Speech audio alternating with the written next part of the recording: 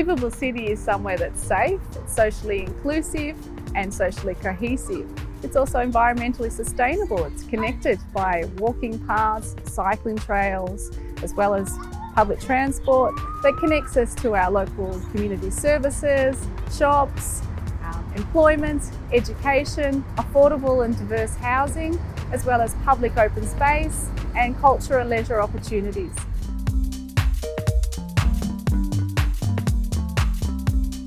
Transport's really important to livability because where you live, you need to get to these local services, whether it's employment, it's education, it's just going out to go and find the shops and live in your local community. We don't think about it, but how we design our cities is really going to impact health. And we see this connection between urban planning and social determinants of health, which really describe where you live, where you're born, where you work, where you play, where you age. All of these factors determine your long-term health outcome.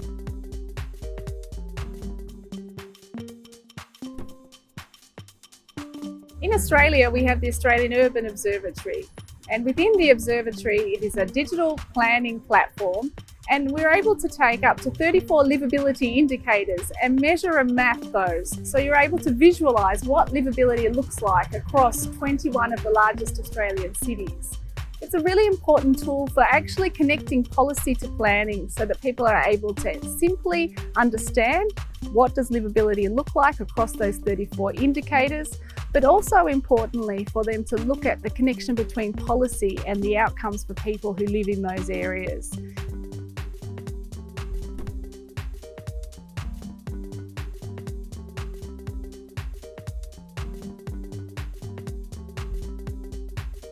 Health impact assessment can be used to assess, for example, how an urban mobility intervention impacts on population levels of physical activity by supporting more walking and cycling, and also air pollution and road injuries.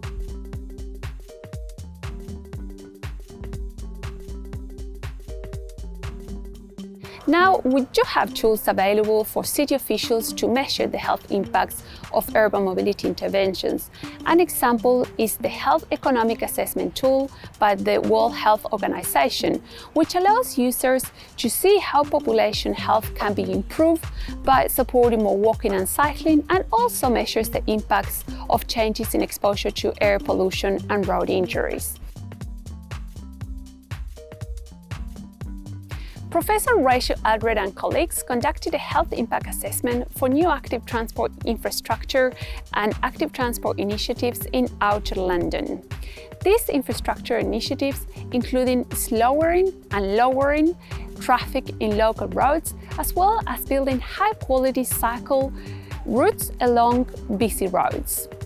The authors found that people living nearby the interventions increased their active transport levels by 40 to 45 minutes per week in comparison to those people who were not living near the interventions. This impact translated in 25 deaths avoided per year. Now, if these interventions were expanded to the whole of Outer London, the benefits could increase to 500 deaths avoided per year.